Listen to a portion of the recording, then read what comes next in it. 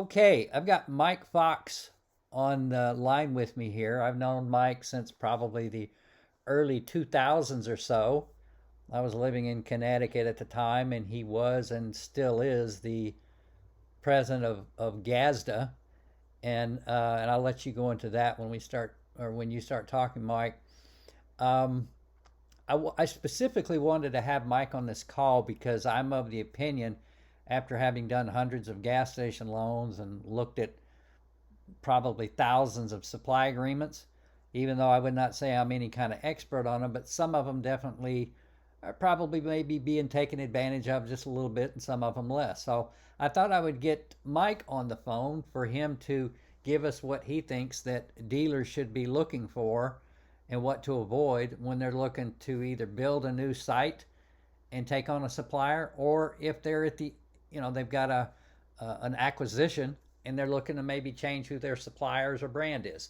So, Mike, go ahead and take it away.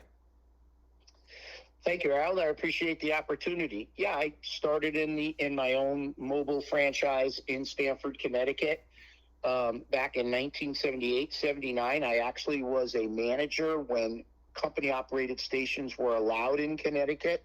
And then eventually we passed a divorcement statute, which barred major oil companies from owning and operating. They could still own the property, but they had to operate them through independent franchisees. And I became a franchisee, and I became part of the association at that time, which was the Connecticut Gasoline Retailers Association. And I worked my way from just being a member up to vice president, president, and now the current executive director. We changed the name to the Gasoline and Automotive Service Dealers of America.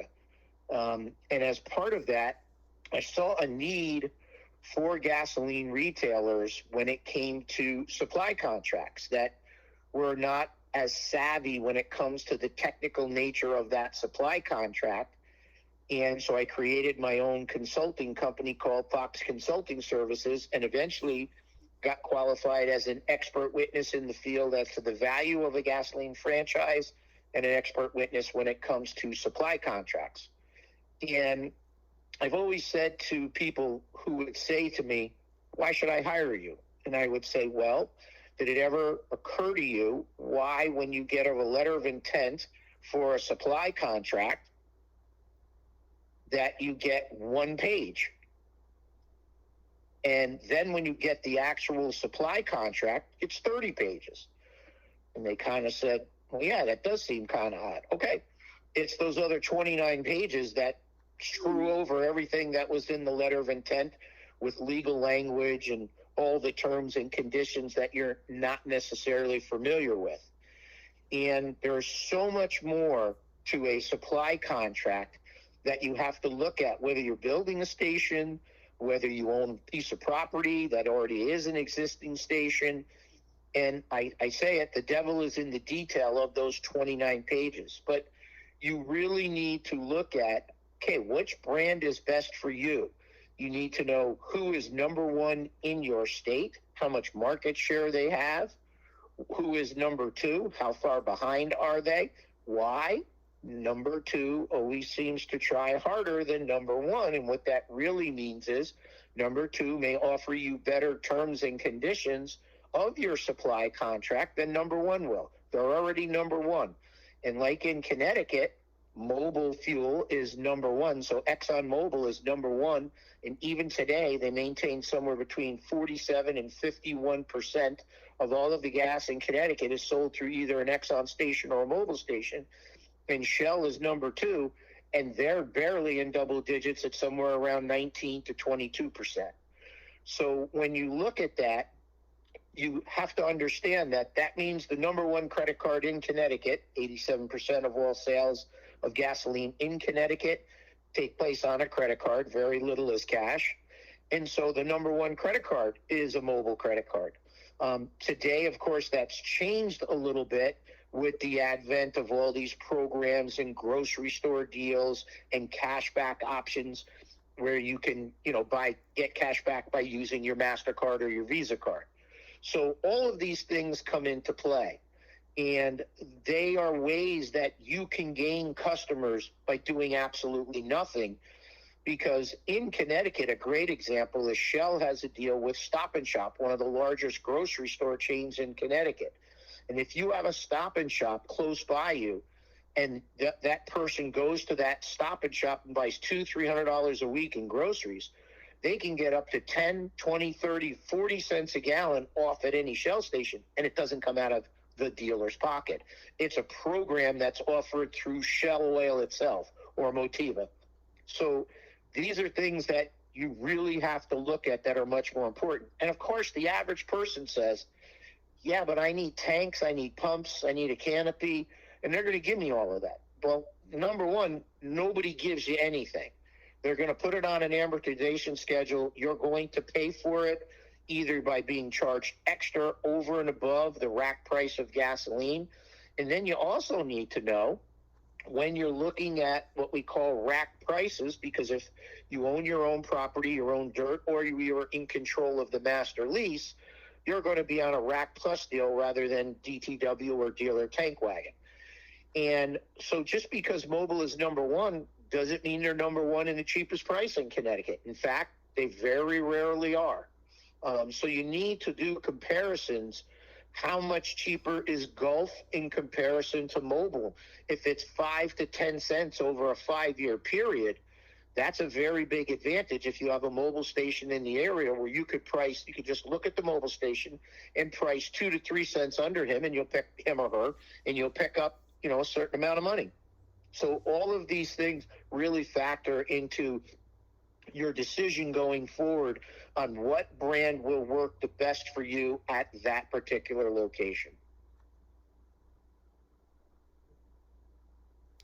So, and if I ask you this, it's going to be different for different parts of the country, because I know you're in Connecticut, but you're also in Michigan a lot too. And who you Correct. use in Michigan and who you would recommend in Michigan.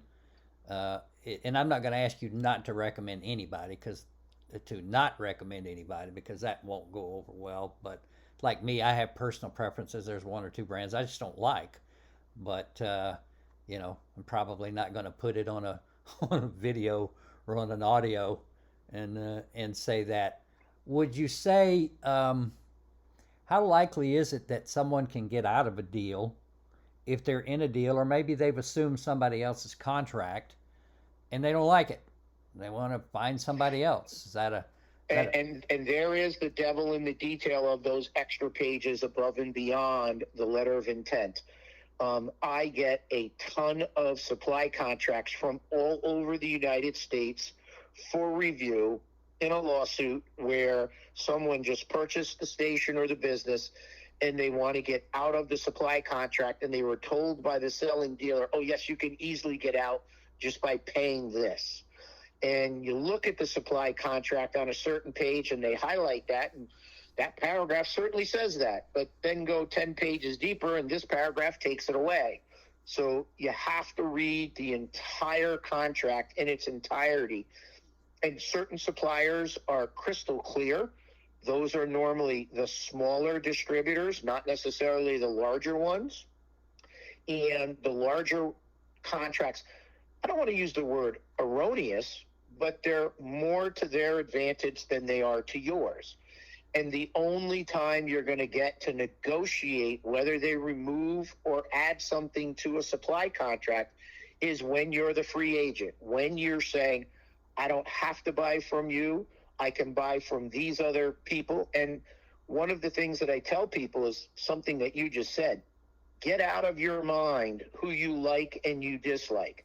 Business is not about who we personally, the business owners, like or dislike. It's about who the majority of our customers will want and frequent and give you their money. So I tend to go out and get a minimum of 3 supply agreements from 3 different suppliers. They may be all for the same brand, but I'll go out and get at least 3 of them. And then I sit down and spend hours with my clients explaining what is the difference in this contract.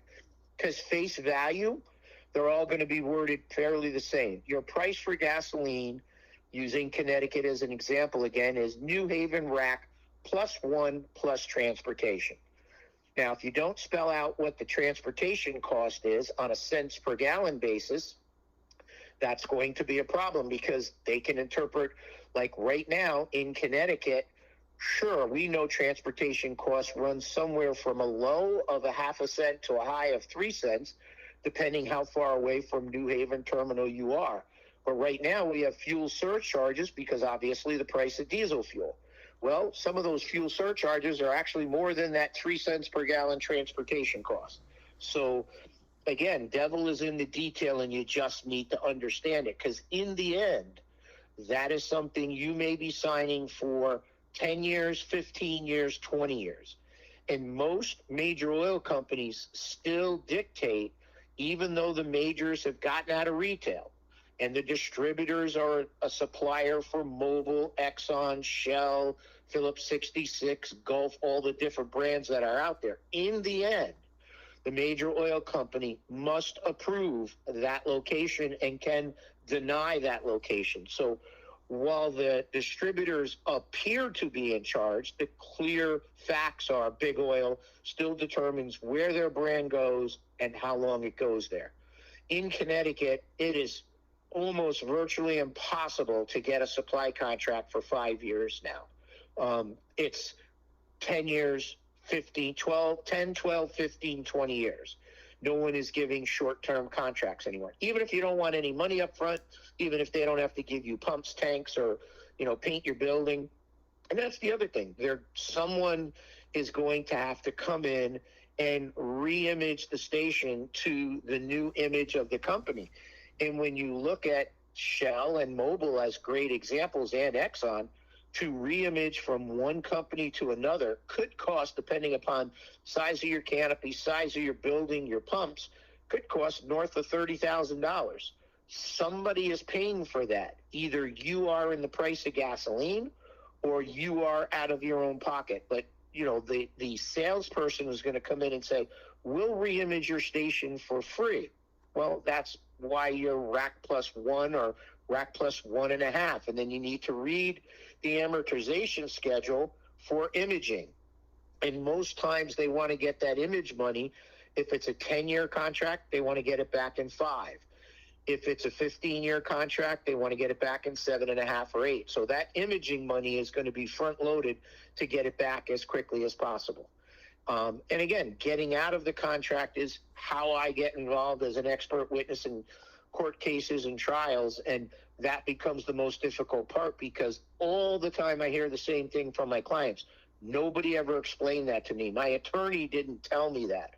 Well, does your attorney have any experience in the service station industry? Because that's why they're knee doctors, brain doctors, ankle doctors, and back doctors. There's all specialties.